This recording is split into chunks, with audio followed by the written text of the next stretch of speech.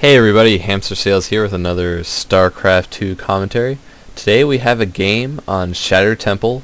It is between two pro players. That is right, I'm doing my first pro player commentary on MLG Shattered Temple, which of course means no close spawn shenanigans, as can happen on the ladder, unfortunately. The two players I'm casting today are coLstandard, much better known as coLcatz, a very well-known Zerg player who has a stream on Justin TV and Twitch TV. Very fun player. I watch his stream often. Very creative Zerg player, and he is playing against FnaticNenD, I think is what he's usually referred to. His screen name is FnaticNenD, but I think he's more commonly referred to as FnaticNenD. I wasn't able to find his rank, but I believe this is on the European server, and this is a tournament game.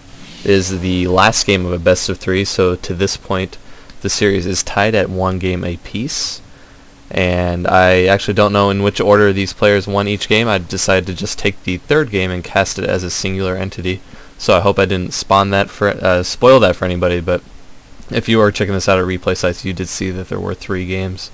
So this is the obvious result, a culmination of a best of 3 with a third and deciding game.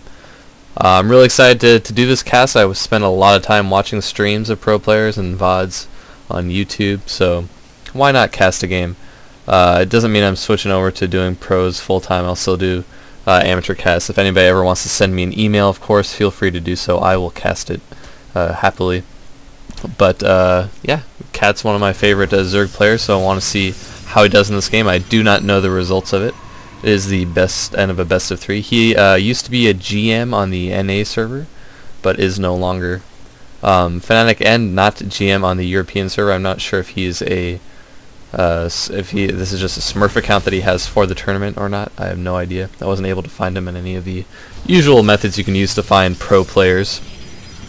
I know Sen used to be on the same team, a very popular Taiwanese player. So maybe he's not native to the European server. I'm not sure. Apologies for my lack of knowledge there. But we do have a Forged Fast Expand coming down for the Fnatic player end here. And Cat's going for a proxy hatchery. If this looks wacky to you, it should, because it's not terribly standard despite his Smurf's name here. Cat's really likes to do this against Protoss players that forge Fast Expand or Cannon. It forces a really awkward response from the Protoss player. Now this is usually what players have the most success with doing this in games against Cats that I have seen, going for about 7, 8, even as many as 10 probes, just simply attacking the hatchery. This is pretty much going to force a cancel, though I have seen Cats finish hatcheries with this many probes attacking it. He's not really losing life, as you can see, even with 6 probes attacking it. So I bet he might let this finish. Although he is, what's he doing here? He's morphing into Lair, so I bet he is going to cancel this and go into some 2-base tech play, either Infestor or Muta play. Is sending a few Lings down here. I don't think they're going to be able to get around these cannons or do anything too terribly effective. Yet we do see the hatch canceled rather, and Catz is going to move into some sort of a tech play and able to take his own expansion. Forced a lot of lost mining time for those probes, and as you can see, 225 minerals were refunded to Catz, so really only a 75 mineral investment to force tons and tons of lost mining time. Completely worth it for him. And he still has a drone in here for further scouting. And he's going to throw down another proxy hatch, which I believe is completely unscouted by his opponent, yet has no idea this is going on. Has to account for that drone, though. I'm sure he's going to go looking for it. His attention seems to be on these Zerglings. I missed whatever shenanigans they may have been up to. Neither of them have a kill, and it looks like they're going to be cleaned up by this Zealot. We do have a probe scouting in here. Catz really wants to deny any information, though, trying to pick it off, unable to do so. Would have had to have gotten pretty lucky there. It was kind of a ballsy move by Catz. But this probe scouting out the base and seeing the Spire going down. So Catz is going for a little bit of 2-base Spire play. Really, it's 1 base Spire, and he got this second hatch very late. So he's going to be able to get about, I don't know, maybe 6... Oh, wait, ooh. He canceled the Spire at the last second, excuse me, I did miss that. And he has switched into Infestor play, so he essentially showed his opponent Muta and is instead transitioning into Infestors. We can see here for his opponent's cam that he only saw the Spire and did not notice that that was cancelled. Very, very clever play there. Another cancelled hatchery for coLcatz there. Didn't force too much lost mining time, as I believe the Zealot was working in conjunction with some probes to force that cancel. But coLcatz is, I think, throwing this Protoss player for a loop. I mean, and how can it not? He's got proxy hatches coming up in his base that he has to deny. I've seen coLcatz use proxy hatches to spawn out 3 quick roaches, which the Protoss player would have nothing to respond with rather. Probes, of course, terrible against roaches, and he just now has 2 Zealots to defend his base in natural. We do have 2 more Lings coming in here, going to try to get a scout. Not going to be able to see much good cannon placement by the Protoss player. And he's going to be trying to put on a little pressure with these 2 Zealots. coLcatz has really no units except for queens and drones. So this can be very annoying as a Zerg player. I certainly know it can be. coLcatz electing to block his ramp here with the 2 queens. But he now sees the Zealots falling back and will likely get back to injection position. And that's exactly what he's going to do. Pulling back the scouting Lings of his own. And we are going to see some Infestor play. Now the Protoss player likely wondering what the heck is going on, where are the Mutalisks? He hasn't really prepared too much for it aside from a single cannon in his mineral line. So maybe Mutas would have been better here than Infestors. But coLcatz might be going for some kind of timing push. I've seen a lot of Zerg players like coLcatz and Destiny go for Infestor timing pushes, where you just spawn tons of infested Terrans at your opponent's natural and follow it up with a kind of a Roach Ling all-in attack. Looks like it would be pure Ling in this case. But I'm very curious to see what coLcatz has planned for these Infestors. He did elect to go for them instead of the Muta, which would have been fairly effective, although we do now see and does have 4 Stalkers in defense here. Is no doubt anticipating those Mutas coming in any moment, but is not seeing them. So he has to be wondering what's going on. Does not have a Robo facility yet, I don't think, and isn't electing to go into Twilight Council tech for either Blink Stalkers or some kind of Templar play, no doubt. He is breaking down the Roxy's third rather quickly, while coLcatz already has his 3rd base up, and he is getting Burrow. So this definitely means either some kind of Infestor timing push or harassment. We're going to have to wait and see. Both are very good options for the Zerg player, of course. And we do have a couple of Zerglings diligently plucking away at these rocks, trying to get that open for additional expansion opportunity. And we see several sentries for the Protoss player here, now getting his 3rd up and running. And kind of a lull in the game here, as we see not much happening from the Protoss player. He is getting Robotech now in conjunction with this Twilight Council, so I'm at a bit of a loss for what he plans to do at this exact moment. We are at the 11-minute mark, so he could, based on scouting information he gets from the Robo, decide to go one path or another. Once he sees the Infestors, he will likely elect to go for High Templar tech, as it's a very hard counter to Infestors. Some Lings catching a Zealot out in the open. I will see you later, Mr. Zealot. See you in Protoss hell. And no, it looks like we're just seeing some kind of gateway timing push from the Protoss player here. Or maybe he's just putting on some pressure, I don't know. Maybe trying to take out this 3rd. We will have to see. He can't think that this is enough to do any kind of serious damage, so I hope it's kind of just a feign for his sake. coLcatz sees what he's got here and has to think he can kill that with a nice little pack of Lings and quite a few Infestors. And the Protoss player wisely backing out, getting those sentries into a position where they can force field out any kind of attack, really. And coLcatz happy to continue to expand here, it looks like. And yeah, so I mean, a pretty good move there by the Protoss player. I didn't have a great look at the production tab while that was going on, so I don't know if he forced additional Lings. It looks like coLcatz does have some newly produced Lings, so I believe he may have, the Protoss player may have forced some additional army production. But be careful what you wish for. We might be seeing a Ling Infestor timing push here. Idea behind this is to just plop a humongous amount of infested Terrans at the Protoss base. But coLcatz, if he sees these High Templar, is likely going to back out. I say that, and looks like I might be completely wrong. Storm's super effective against infested Terran, though. And we do have the Observer on the field, able to feed back a lot of those Infestors. Hate to see that as a Zerg player. But not too many High Templar, and it looks like they've already been sniped by infested Terrans and fungal growth. And we have 5 additional High Templar getting the feedback off. and the Cat's losing a lot of infestors there, not doing too much damage, getting a lot of the units into the orange and red, but can't think that attack was worth it. Cat's only down to 4 infestors and a handful of lings now, so he's gonna have to put up some kind of desperate defense here against the Protoss army. I assume a push is coming.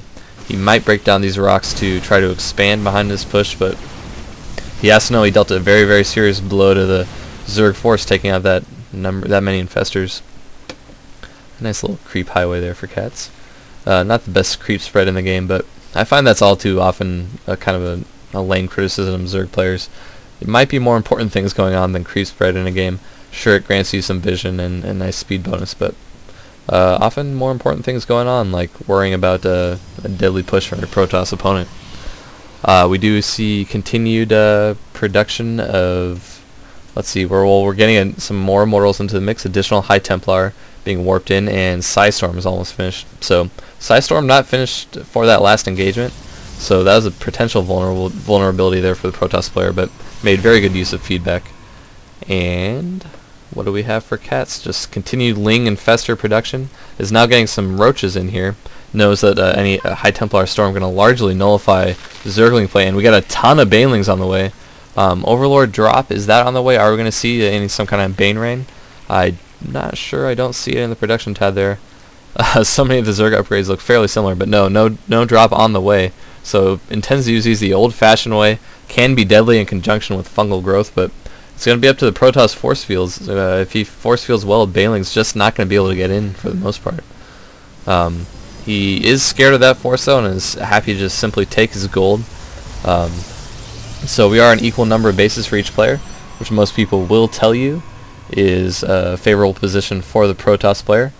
And I agree with that for the most part, but I mean, intelligent use of your units as Zerg means you don't always have to be up a base on your opponent. I think that's kind of a little bit old school thinking that needs to be less universal in my opinion. But Cats is down a bunch of supply at the moment. He is getting additional forces to the fore, but these roaches aren't out yet, and he is still down by over 20 supply, down 28 supply to the Protoss army. So we're going to have to see a brilliant defense from Cats here from what no doubt is going to be a very powerful push from the Protoss player. Has these Archons, which are going to be great against a huge pack of Lings. Although it's mostly Banelings now, so Archon's largely nullified, but the pretty powerful mix here, especially the High Templar, was really going to be doing that huge damage. But Cats can max up quickly here, and if the Protoss player doesn't take this window of opportunity, if he doesn't have the game sense to realize he was up a bit of supply there, he may lose a bit of an advantage. Cats expanding to additional bases here. Kind of surprised he hasn't taken this back corner base yet, but just hasn't wanted to divert his army, I suppose, to break down those rocks. And we have a very interesting composition for Cats here. I usually don't see Banelings against Protoss nowadays without drop, without seeing the kind of Bane Rain technique. Although, as I say that, we do have Ventral Sacs on the way, so we are going to see some Bane Rain against the Protoss player, which is a lot of fun, and combined with Infestors can be particularly deadly. Units won't be able to get out of the fight. And we do have a push coming into the kind of 3rd, 4th area for Cats. High Templar kind of exposed here, throwing a storm, not really completely catching the Zerglings, and going to lose a couple of High Templar. Got him a bit out of position. Only Lings lost for Cats, no big loss, especially with the storm in the field here. And Protoss player has to be terrified of this Bane Rain here. Cats mismicroing the Overlords a little bit, I have to say there, but are going to come in for the final bit of the battle here and just completely massacre this army. That is a pretty sick Baneling drop, and not too much micro from the Protoss player there. So that, I think, is going to be all she wrote. Very sick Baneling drop from Cats there. See more and more Zerg players doing this to kind of combat the Infestor nerfs recently. Completely wiping out the extremely expensive Protoss army. Very well played by Cats there. I thought a bit of a miss micro there by the Overlords, but maybe just caught the Protoss player off guard for a second, went back to his base to micro, and I don't know, it just seemed like he did not feel like reacting to the Overlord drops there. Of course, Fungal was going to keep some of those units in place to a degree, but not much micro going on. And I've completely missed Cats losing his entire main. I apologize, maybe a side effect of this being the first pro game I've ever casted, but tons and tons of Zealots making their way into the main base. I don't see a Warp Prism out on the field.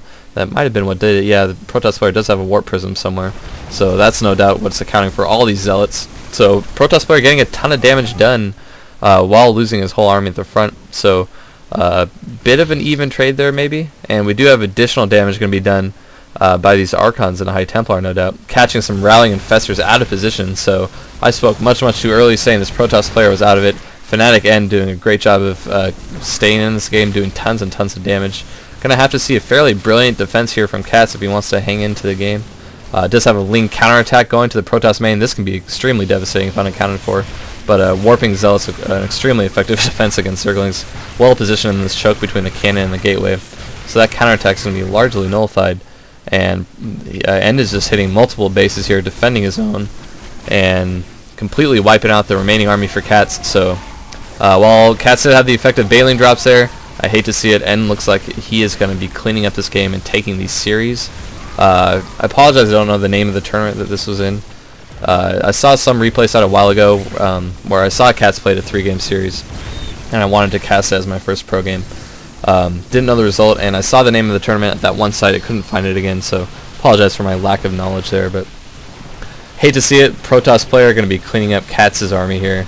Very well played by him, though.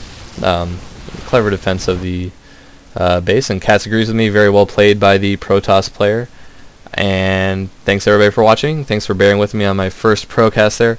A bit of a blunder, missing Katz losing his entire main during that huge battle at his gold expansion. But I hope it was enjoyable anyway. I hope to get better at these programs. I'm going to sprinkle some in with my usual mix of amateur cast, viewer submitted replays, and just other random games I might be playing. Maybe some more Diablo 3 coverage. Not sure what I'm going to be doing next, but regardless, thanks once again for listening.